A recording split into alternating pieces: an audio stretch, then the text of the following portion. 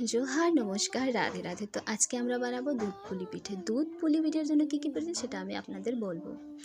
আমি বলতে চাই যে এর আগের ভিডিওর মধ্যে আমি যে রেসিপি বানিয়েছি যে ঘি ডুমো পিঠে, সেম প্রসেসে এটাও বানাবো। এটাকে আমরা দুধটা দিয়েই বানাতে পারি। একটা হলো যে ঘি ময়দা দিয়ে, আর একটা হলো চালের গুঁড়ো দিয়ে। আমি বানিয়েছি ময়দা দিয়ে।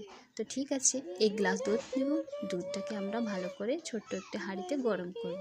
গরম হওয়ার পর সেখানে পরিমাণ মতো চিনি দেব। চিনি দেওয়ার পর সেটাকে ভালো করে ফুটিয়ে সেখানে আমরা ডুমো পিঠেটাকে দিয়ে দেব। তা রান্না করব ভালো মতো। রান্না যদি হয়ে যায় সেখানে আমরা 1 চামচ গুঁড়ো দেব আর 1 চামচ নারকেলের গুঁড়ো দেব। তারপর আমরা ভালো করে রান্না করব। যদি রান্না ভালো করে হয়ে যায় তারপর সেখানে আমরা এলাচ দিব। এলাচ দেওয়ার পর সেটাকে আরও ভালো করে রান্না করে সেটাকে নামিয়ে দেব। তো আপনারা দেখতে পারেন যে আমি রান্না করেছি দুধ পুলি পিঠে। যদি ভালো লেগে থাকে তাহলে নিশ্চয়ই সাবস্ক্রাইব, লাইক, শেয়ার, কমেন্ট করবেন।